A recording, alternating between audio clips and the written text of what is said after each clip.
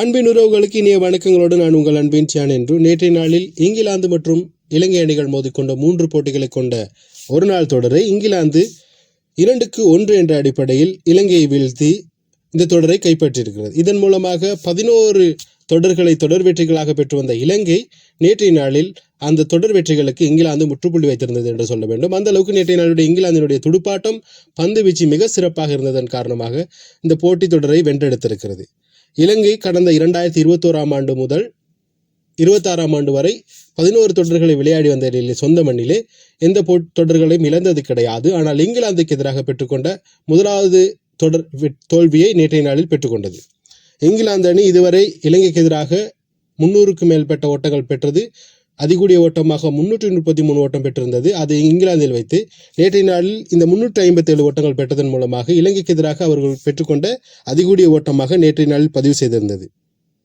இங்கிலாந்தை பொறுத்தவரை ஒரு நாள் போட்டிகளுக்காக அணித்தலைவராக இப்பொழுது பொறுப்பெடுத்திருக்கும் ஹாரி புரூக் மிக சிறப்பாக நேற்றைய நாள் துடுப்படுத்தி ஆடியிருந்தார். 136 ஓட்டங்கள் எடுத்துக்கொண்டார் 66 பந்துகளில். அதில் 11 4 ஓட்டங்கள் 9 6 ஓட்டங்களாக மிக சிறப்பான துடுப்பாட்டம் அதிரடியாக ஓட்டங்களை குவித்துக் கொண்டிருந்தார். ஒரு கட்டத்தில் இங்கிலாந்து அணி 40 ஓட்டங்களுக்கு 2 விக்கெட்டுகளை இழந்து தடுமாறி கொண்டிருந்த வேளையில் ஜேக்கப் பெத்தலும் ஜோ ரூட்டும் இணைந்து மிக சிறப்பான ஒரு இணைப்பாட்டத்தை புரிந்து கொண்டார்கள். தங்களுக்கு இடையில் 126 ஓட்டங்களை இணைப்பாட்டமாக பெற்றுக் கொண்டார்கள். ஜோ ரூட்டும் ஜேக்கப் பெத்தலும் மிக சிறப்பாக துடுப்படுத்தாடி கொண்டிருந்த வேளையிலே ஜேக்கப் பெத்தல் நேற்றைய நாளில் 65 ஓட்டங்களை பெற்றிருந்த வேளையிலே 72 பந்துகளை சந்தித்த வேளையில் அவர் ஆட்டமிழந்ததன் பின்னதாக ஜோ ரூடும் ஹாரி புரூக்கினுடைய இணைப்பாட்டம் கிட்டத்தட்ட 191 ஓட்டங்கள் இணைப்பாட்டமாக இருவரும் புரிந்து கொண்டார்கள். ஜோ ரூட் நேற்றைய நாளில் அவருடைய 20வது சதத்தை பூர்த்தி செய்து கொண்டார். இலங்கையில் வைத்து ஜோ ரூட் பெற்றுக்கொண்ட 3வது சதம், இலங்கைக்கு எதிராக அவர் பெற்றுக்கொண்ட 2வது சதமாக நேற்றைய நாளில் அவருடைய சதம் மாறி போயிருந்தது. ஹாரி புரூக் நேற்றைய நாள் இலங்கைக்கு எதிராக முதல் சதத்தை நேற்றைய நாளில் பதிவு செய்திருந்தார். 136 ஓட்டங்களை பெற்றதன் மூலமாக ஒரு நாள் போட்டியில் அதிகூடிய ஓட்டத்தை நேற்றைய நாள் அவர் பதிவு செய்திருந்தார். ஒட்டுமொத்தத்தில் இங்கிலாந்து அணி 50 ஓவர்கள் நிறைவில் 357 ஓட்டங்கள் எடுத்துக்கொண்டது. 30 ஓவர்கள் நிறைவு பெறும் வரை இங்கிலாந்து அணி 154 ஓட்டங்களை மாத்திரமே பெற்றிருந்தது. 3 விக்கெட்டுகளை இழந்து மிகுதி இருந்த 20 ஓவர்களுக்குள் அவர்கள் பெற்றுக்கொண்ட ஓட்ட எண்ணிக்கையானது கிட்டத்தட்ட 203 ஓட்டங்களை பெற்றுக்கொண்டார்கள். மிக அதிரடியாக துடுப்படுத்த ஆடியிருந்தார்கள். அதில் மிக முக்கியமாக துடுப்படுத்த ஆடியிருந்த வீரர் என்று சொன்னால் நம்முடைய ஹாரி புரூக் நேற்றைய நாள் மிக சிறப்பாக துடுப்படுத்ததன் மூலமாக இங்கிலாந்து மிகப்பெரிய ஓட்டத்துக்கு செல்வதற்கு மிக உறுதுணையாக இருந்த ஒரு வீரராக மாறியிருந்தார்.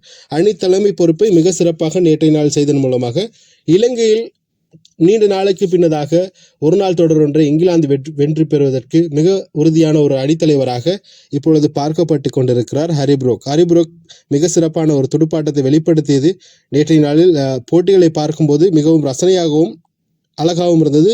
நேற்றைய நாளில் எத்தனை பேர் இந்த போட்டிகளை பார்த்தீங்க அப்படின்னு கமெண்ட்ல சொல்லுங்க. இலங்கையினுடைய பந்துவீச்சிலே மிக மோசமான பந்துவீச்சு என்று சொல்ல வேண்டும். ஜனித் ரேனையை தவிர மற்ற அனைவரும் மிக மோசமாக பந்து வீசியிருந்தார்கள். அசித்த பெர்னாண்டோ 9 ஓவர்கள் பந்துவில் அவர் 77 ஓட்டங்களை விட்டுக் கொடுத்து எந்தவித விக்கெட்டையும் கைப்பற்றவில்லை. ஜனித் ரேனைக்கு 3 ஓவர்கள் மாத்திரமே பந்து வீசியிருந்தார். அவர் 7 ஓட்டங்களை விட்டுக் கொடுத்தார். ஆனால் விக்கெட்டுகள் வீழ்த்தப்படவில்லை.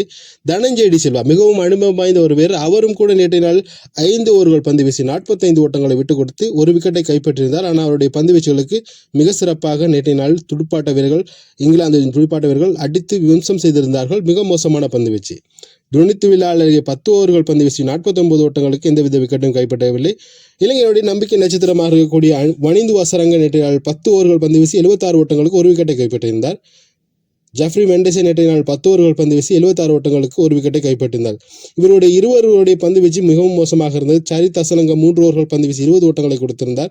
இதன் மூலமாக இங்கிலாந்து அணி 50 ஓவர்களில் 357 ஓட்டங்களை எடுத்துக்கொண்டது 3 விக்கெட்டுகளை இழந்து. இங்கிலாந்து அணியுடைய இந்த துடுப்பாட்டம் இலங்கையில் வைத்துக்கொண்டு அதிகூடிய ஓட்டமாக நேற்றைய நாளில் மாறியிருந்தது.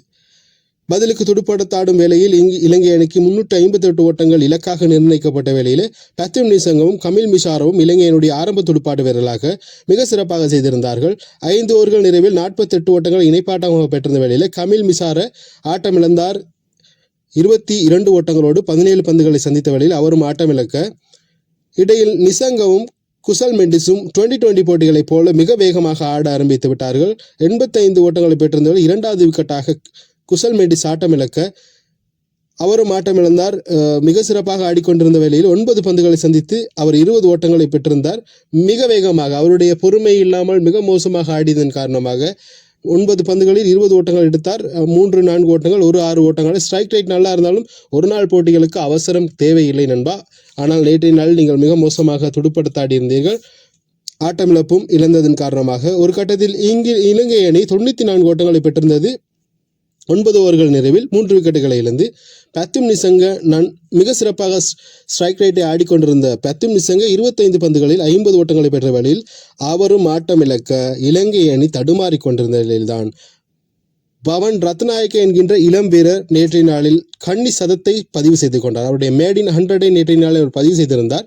அவர் 121 ஓட்டங்கள் எடுத்துக்கொண்டார். 115 பந்துகளில் 12 ஓட்டங்கள், 6 ஓட்டங்களாக மிக சிறப்பான துடுப்பாட்டம் நேற்றைய நாளில் பவன் ரத்நாயக்க வெளிப்படுத்தியதன் மூலமாக ஒரு காலத்தில் இலங்கையினுடைய 4வது இலக்கத்துக்கு மிக சிறப்பாக பொருந்தக்கூடிய ஒரு வீரராக இருந்த மஹேல ஜெயவர்தனவினுடைய அந்த இடத்தை நேற்றைய நாளில் அவர் நிரப்பியதை போல நான் பார்த்தேன். மிக சிறப்பான துடுப்பாட்டம் அவருடைய கைகளிலிருந்து கிடைத்தது. இலங்கைக்கு மிக சிறப்பான ஒரு வீரர் கிடைத்திருக்கிறார் என்பது மகிழ்ச்சியான விஷயமாக இருந்தாலும் மிக சிறப்பாக ஜனித் லேனகவும் அவரும் இணைந்து பெற்றுக்கொண்ட 50 ஓட்டங்களை இணைப்பாட்டத்தை தவிர அணித்தலைவர் அசலங்கவும் மிக மோசமான துடுப்பாட்டம் 13 ஓட்டங்கள் எடுத்துக்கொண்டார். அவர் ஆட்டமிழக்க அனுபவம் வாய்ந்த தனஞ்செடி சில்வா அவரும் 9 ஓட்டங்களுக்கான பொறுப்பின்மையால் செயல்பட்டதன் காரணமாக மற்ற அனைவர் வீரர்களும் சொற்ப ஓட்டங்களுக்குள் ஆட்டமிழந்தார்கள். துனித் வெள்ளையாளர்களுடன் பவன் ரத்நாயக்க பெற்றுக்கொண்ட இணைப்பாட்டம் 43, அதுவும் ஒரு மிக சிறிய இணைப்பாட்டமாக இருந்தாலும் தேவையில்லாத பெரிய ஷாட்டுகளுக்கு போய் நேற்றைய தினம் வணிந்து வெள்ளாளகி ஆட்டமிழந்தார் 22 ஓட்டங்களுக்கு. வணிந்து வசரங்க ஏமாற்றம் 9 ஓட்டங்களை பெற்றுக் கொடுத்தார். ஆனால் மிக சிறப்பாக துடுப்படுத்தாடி கொண்டிருந்த இலங்கை திடீரென்று விக்கெட்டுகள் ஆங்காங்கே விழுந்ததன் காரணமாக இந்த போட்டியில் வெற்றி பெறுவதற்கான வாய்ப்பு இருந்தும் தோற்று போனது என்று சொல்ல வேண்டும். சில வேளை இந்த போட்டியில் விக்கெட்டுகளை கொடுக்காமல் இங்கிலாந்தை போன்று மிக சிறப்பாக துடுப்பாட்டாடி இருந்தால் சில வேளை வெற்றிகளை பெற்றிருக்கிறார். ஒரு கட்டத்தில் இலங்கை அணி 304 ஓட்டங்களை எடுத்துக்கொண்டது. 46வது ஓவரின் 4வது பந்திலே சகல விக்கெட்டுகளும் இழந்தது. மீதமிருந்த 16 பந்துகள் இருந்தது. 53 ஓட்டங்களால் இங்கிலாந்து வெற்றி பெற்ற இந்த தொடரை 2-1 என்ற அடிப்படையில் கைப்பற்றியதன் மூலமாக சரித்திரபூர்வமான வெற்றியை பதிவு செய்திருக்கிறது இங்கிலாந்து.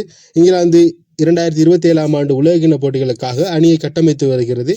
இந்த வெற்றி அவர்களுக்கு மிகவும் உத்வேகம் அளிக்கும் என்பதில் எந்த மாற்று கருத்தும் இல்லை. இதற்கான முழு பொறுப்பையும் இலங்கையினுடைய தோல்விக்கு அணித்தலைவர் ஏற்றுக்கொண்டாக வேண்டும். அவருடைய பொறுப்பின்மை மிக மோசமாக இருப்பதன் காரணமாக இலங்கை ரசிகர்கள் இப்பொழுது சமூக வலைத்தளங்களிலே அணித்தலைவரை வசைப்பாடி கொண்டிருக்கிறார்கள் என்பது இங்கு சுட்டிக்காட்டக்கூடிய விஷயமாக இருந்தாலும் நாளைய தினம் மிக முக்கியமான போட்டிகள் நடைபெற இருக்கின்ற அது சம்பந்தமான போட்டி வரத்துடன் உங்களுக்கு நான் வருகிறேன். என்னுடைய காணொலிகள் பிடிச்சிருந்தா லைக் பண்ணுங்க, ஷேர் பண்ணுங்க, கமெண்ட் பண்ணுங்க, சப்ஸ்கிரைப் பண்ணுங்க. மறக்காம பெல் ஐக்கானை கிளிக் பண்ணி வைங்க. நான் போடக்கூடிய தகவல் உங்களுக்கு அப்போது வந்து சேரும். நன்றி, வணக்கம்.